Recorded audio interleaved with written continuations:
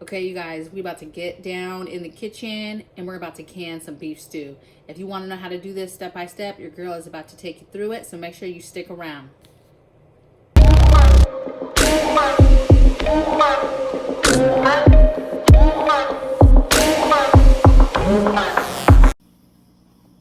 Woo woo! How you guys doing? I'm looking fly this morning, ain't I? Okay, I'm not, but all right. So what I'm just gonna show you, I'm just popping in real quick to walk you through what I'm doing to get ready for my canning tomorrow.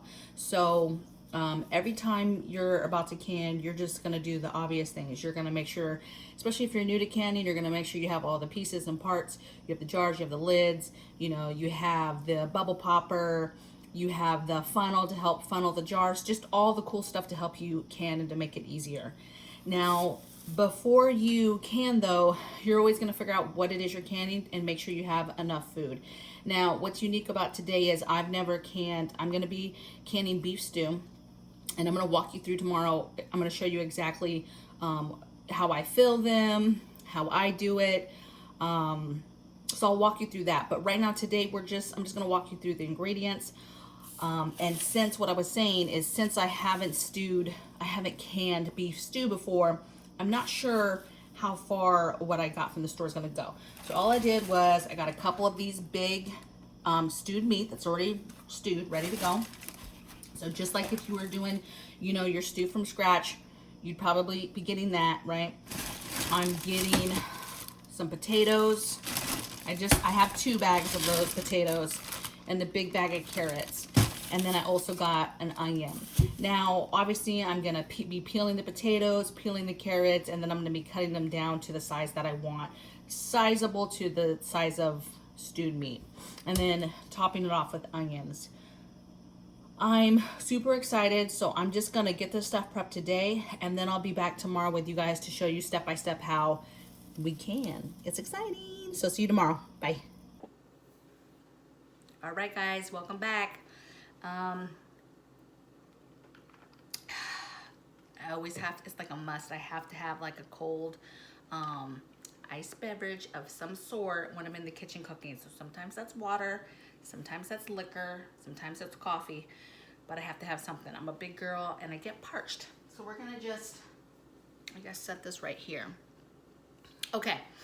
So before we get into the ingredients, we're gonna get into the stuff you need today. So in front of me, I have 7 of the quart size jars. As you might have already known, there's different size jars, and some people do beef stew in the bigger ones. So I have a family, I like to have a bigger amount at one time, but a lot of people for single serving, or maybe if there's only 2 people, they'll use the pint size jar. So it's really whatever the dynamic is for your family, okay? And who's eating the food and how many people are eating it, all right?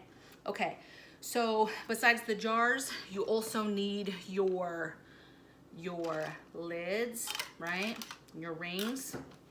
I have mine in some hot water. You don't necessarily have to do that anymore. But I just like it because it just, so you're gonna make sure that you're washing your jars with hot soapy water, letting them dry, and you're doing the same with your, with the tops, okay, with the lids. Additionally, you're going to want to have a funnel. This is not a must, but it does make it a lot easier when you're filling the jars. Then you have a way to lift the jars, right? So once I get the lid on, this is how you're gonna be lifting the jars, putting them in, and then also taking them out because they're super, super hot when they come out. They're actually still like boiling, piping hot. And then you're gonna want your bubble popper, which I'm gonna talk about this in a minute. And then I always like a wooden, I feel like the wooden spoon or this spatula are perfect for when I'm actually pushing down my ingredients. So that's how I like to push down my ingredients. Some people will physically do it with their fingers and hands. I like to do it with that. The one thing to keep in mind safety-wise is you're not gonna wanna use anything that's metal, okay? Because metal can crack the glass, chip it, chip the top, chip the inside, and that takes away from the jar's resistance and to be able to seal and all that. And then with the bubble popper, really anything, like I said, you could use this, you could use the end of it, you could use anything to pop the bubbles, but essentially what we do is after they're filled, after they have the fluid in there, we're gonna put this in there a few times. I'm gonna show you to release any kind of bubbles that might be in the jar, okay? And that's a crucial step when you're canning, okay? So you cannot skip that. Now, some of them have this cool dandy, these measurements on the end of it. If you're brand new to canning, I would advise just get this, because it just helps for your peace of mind and making sure. So each jar, when you fill it, depending on the recipe, it's gonna have a headspace requirement, right? So for example, today we're doing beef stew and it needs a 1-inch headspace. What's cool about this is it has 1 inch all the way down, and you literally, so 1 inch, you literally just put it on the side of the jar, and then where the bottom of that touches, when you're all done, said and done, you've popped the bubbles, you've done everything, your ingredients need to not go above that mark, okay? Once you've been doing it for a while, like I'm already starting to get comfortable where the measurements and marks are. Like, so for me, right above this last lip is the 1 inch for me, and I just eyeball it and I feel good about it. And you'll get more, you know, experience the more you do it. Like I've told you before, I'm not a huge canner. I've always dreamed of getting into canning. It was one of those things I was like, oh, I'm gonna wait until I retire. And this year I'm like, no, okay? I got me a canner. It was a gift for Christmas, and I've been canning and I absolutely love it. And I can't even envision life different now, okay? I'm just trying to can. All right, so let's get into, I think that's all the pieces. And then of course you need the canner, right? And I'll go into a little bit more on the canner, the times and things like that, and some of the functions on the next part of the video. Okay, so right now all I'm gonna do is I'm gonna go ahead and fill these. Now for beef stew, you guys can do any ingredients you want. Like for example, some people have celery in their beef stew. I don't like that, so my beef stew never has celery in it. And then also you can cold pack the meat, meaning you can put it in raw or you can brown it. Either way is safe and fine. No other way is safer. All it does is if you brown it off, it will have a different consistency in the jar, the way it cooks, but neither way is wrong, okay?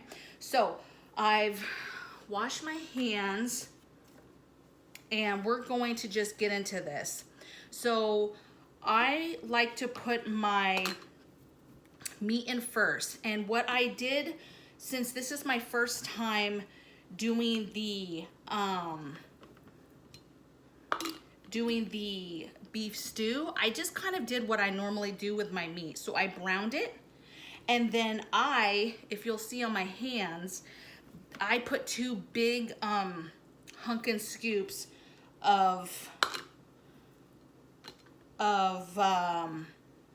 what do you call it? Garlic, minced garlic, right into my meat, okay?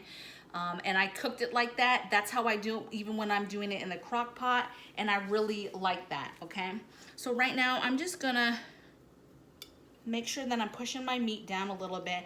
I wanna make sure that it's packed. You see that my glass is kind of foaming up. The meat is not that hot, right? It's just a little bit warm, okay? And I'm really making sure that I do a lot of meat because these are big jars. And of course, we're big on the thing. Okay, so I'm going to now take my onion and I'm gonna put my onion in, okay? And you see, I'm just putting a little bit. You know, I love the flavor that onions give, right? And I think they're delicious. I don't necessarily care for them. You see, I'm just gonna push down these potatoes with my hand because now I'm getting kind of close to the top to where I can actually do that, okay? And we're gonna do some more there. And we're gonna do some more here. Okay. Again, you're trying to pack it as much as possible, right? Okay. I think that looks pretty good. And when I prepped the potatoes, I did keep them and the carrots in the water. In the water to keep my potatoes from browning and to just keep my carrots pretty good. pretty crispy. So we're gonna put a few more in there like that. Put a few more in here. So you see I'm pretty close to that head space. Okay.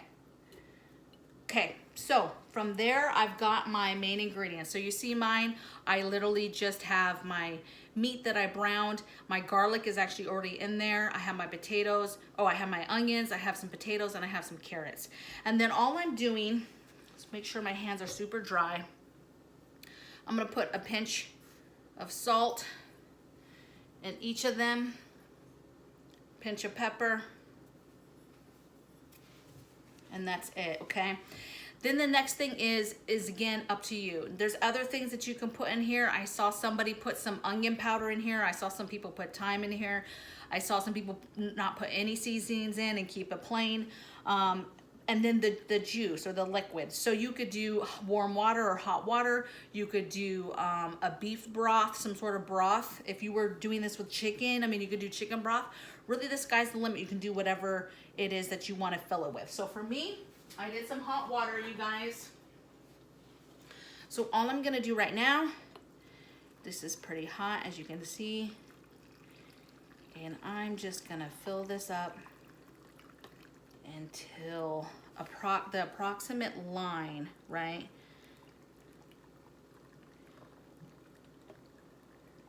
Remember, you want an inch ahead space. And for me, remember, that's right below that lip. Now, let me tell you what's gonna happen. Still have water in that. Now we're going to get those bubbles out that I told you about. So all you're doing is you're just aggressively putting this, you know, on the side of the jar and getting as many bubbles as you can out, okay? And when you do this, you know, you're moving stuff in the jar.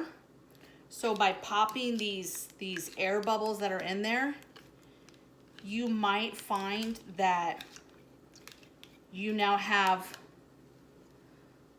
more head space. So where's my thing? I just wanna, okay. So how's our water? How's our head space? Head space is still good. I'm just gonna barely top them off, you guys. A little bit. Okay.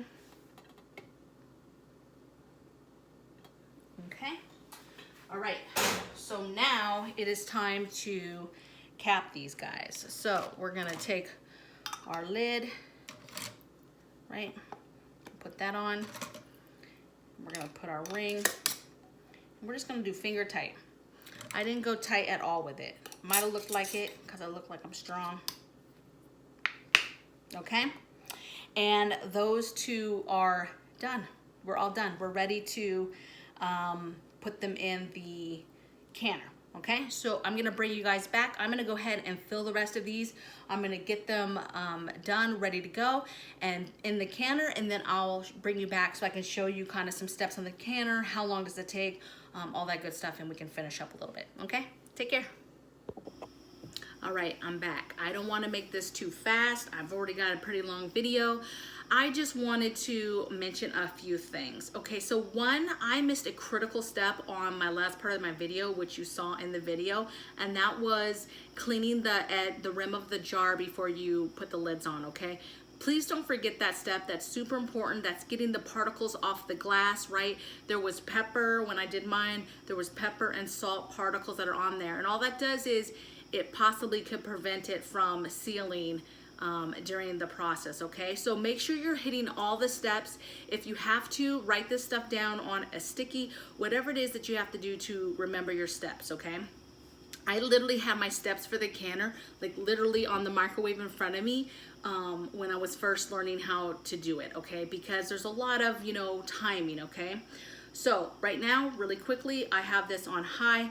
I have my setting here on steam. I'm basically waiting for the temperature to come up and this bad boy to start steaming aggressively, right? A steady steam. Once it starts doing that, I'm going to time 10 minutes, okay? Once the 10 minutes has hit with a steady stream, I'm going to then do my weight. Now, I'm not going to go really big into weights. You need to do your own research because it is highly dependable on which canner you have and how it's set up. It also is highly depending on what elevation and where you live in the country, okay? So make sure when you get whatever canner you get, you read the book and you figure what you need to put it on, okay? So I'm gonna be putting mine on 2 or 10 pounds, and so that's what I'm gonna be paying attention to today. Now, you can see the T-fall has numbers, and the gauge is, you can't really see. Okay, yeah, you can't see. I'm messing this up. The gauge is the same way. So some gauges actually have the numbers like 1, 2, 3 pound, 4 pound, all the way up. And this one has the numbers and you just match it up. If you have 2, then you need to maintain your pressure in number 2. So what's gonna happen is steam 10 minutes, time it for 10 minutes with it doing that. I'm gonna put my weight on, which is 2 for me. I'm gonna wait until my gauge gets to 2, and then I'm gonna turn down my heat, and I'm gonna turn it down to where it will maintain the 10 pounds that I want, 10 pounds of pressure that I want, okay? And for you, again, this is an area where you're gonna have to pay attention to your oven and your temperatures and how far down you have to turn it to be able to maintain that. It might be all the way to low. It might be the halfway mark. You're gonna have to figure that out for your stove top, okay? And then once you do that and you've set it and it's maintaining for at least 10 minutes, then you're gonna start your timer for the recipe. So for the majority of quart size jars, that's going to be a 90-minute pressure, okay? So I'll set the timer for 90 minutes and then I'll come back, all right? So walk you through it. Make sure you write it down if you are first, you know, canning, because it's a lot with the whole wait 10 minutes and then do this and then do 10 minutes, all right? So just make sure you write it down if you're new to canning, okay? I'm excited to see how this turns out. Like I said, this is my first time for beef stew, and I'll bring you guys back when it's all done and I'm pulling them out. Yay! Okay, you guys. So here's my beef stew. As you can see, they're still super, super hot. I did have one open. I did have residue, at least one open. Residue did get on one of my cans right here. And I can see it in the pot. And I'm pretty sure it's gonna be this jar, because when I took this jar out, one, the level is way lower, but also when I took it out, it was spurting, or, you know, making noise from the lid. So we'll be paying attention to see if these seal. And but so far so good. Might have lost at least one jar, but we will see what happens. And that's really it. The biggest takeaway here is when you take these out, they're super hot, and so they say do not put them on any cold or wet surface. To always put them on a towel. So I double up the towel to make sure it's good to go, and then I sit them there. And then these will sit here for the next 24 hours. I won't touch them. And then after 24 hours, I'll clean them all off. I'll make sure that they sealed, and then I'll write on the top of them, you know, the month and year and what it is. So thanks for coming along with me, you guys, for this beef stew journey. All right, take care. Bye.